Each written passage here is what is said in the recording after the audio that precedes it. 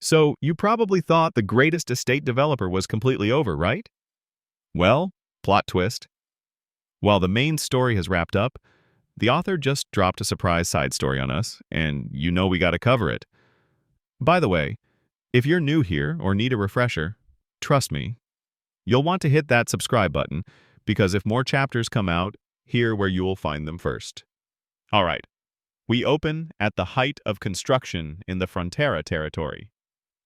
Deep underground, Lloyd and Javier are inspecting a newly built septic tank, because of course they are. But then, the scene jumps to a territory far away, where Byron is getting some bad news from a client. Pardon me? You're canceling all the Ondol installations?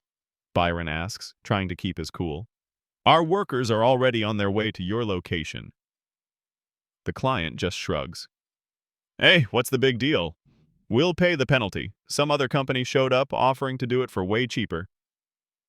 As Byron watches this new, cheaper crew get to work, he notices something fishy. The way they install the Ondol heating systems. It feels way too familiar. He thinks to himself, they must have seen our work and straight up stole the technique. Just then, a cocky, pink-haired guy from the rival crew spots Byron staring. Hey, what are you looking at? You here to spy on how we do things, he snaps. Byron stays quiet, but you can see the gears turning in his head. He knows he can't just let this slide. Back in Frontera, Byron lays out the situation for Lloyd, with Javier standing guard as usual. They're selling Ondol just like us? Lloyd asks, almost too calmly. Yes, Byron says, totally frustrated. Several guilds are doing it now. They've tanked the prices and are stealing all our business. This is blatant technology theft. We need to hit them with sanctions. But Lloyd just gives him a gentle smile.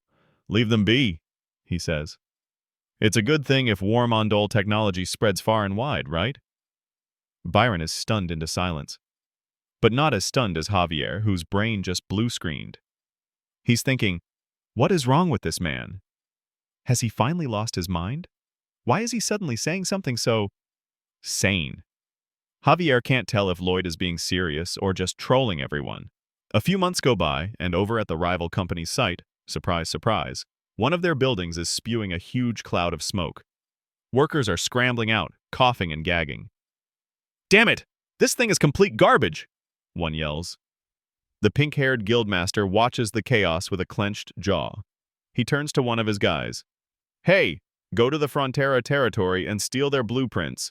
They have to be somewhere in that mansion. Naturally, the plan fails spectacularly. The next scene shows the subordinate tied up and looking like he just had a very bad day. Who's this guy? Lloyd asks Byron. He was caught snooping around your room for blueprints, young master, Byron replies. He confessed he's from the guild that stole our Ondol tech. Lloyd's eyes narrow just a bit. So, did he find out anything about our core technology? The thief is terrified. I don't know. I didn't see anything, I swear. Lloyd looks at him for a second, then smiles. That's a relief. You can go. Everyone freezes. The thief can't believe he's being let go. But Javier is even more shocked. After the thief bolts, Javier confronts Lloyd, completely exasperated. You're just letting that kind of theft slide? I seriously don't get you. Lloyd just gives him that same serene smile. I told you before, Javier.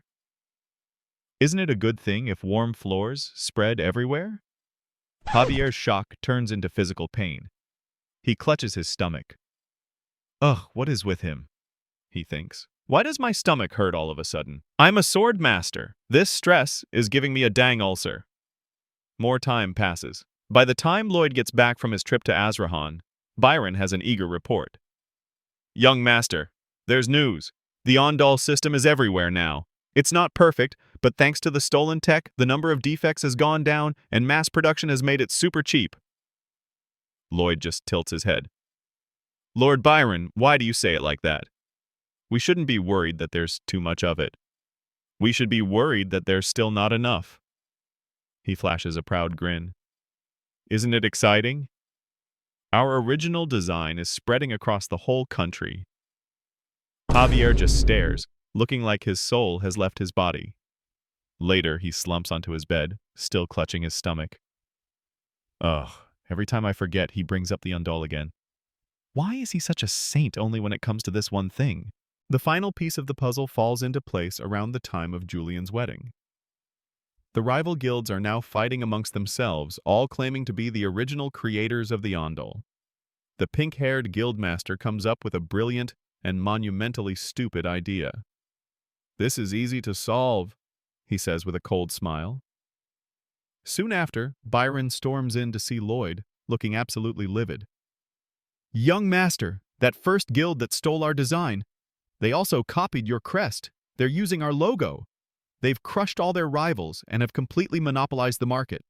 We're not getting a single commission." Lloyd's reaction? He looks thrilled. "Ah, that's great." Javier, who is now doubled over in pain, can't even process what's happening. "Finally," Lloyd says, and then his face breaks into a twisted, absolutely terrifying grin. It's the kind of smile that promises complete and utter destruction. Next thing you know, Lloyd and Javier are flying on Gongji towards the capital. Lloyd walks into the kingdom's Commerce and Regulation Bureau. He approaches a clerk and his face immediately crumples. With tears streaming down his cheeks, he puts on the performance of a lifetime. "Excuse me. Back when I first came to the capital, I registered some unique technologies and my family crest, and they were all stolen. Please, you have to help me. The trap is sprung." Kingdom police swarm the pink-haired man's headquarters. "You're under arrest for violating guild trade laws," an officer declares as they drag the guildmaster across the floor. "Wait, hold on." "Why now?" he shouts. "We don't know," the officer replies flatly. "A report just came in. The authorities start confiscating everything, gold, money, jewels, while the guild members cry in despair. All profits will be seized as compensation for the rightful owner," the police announce.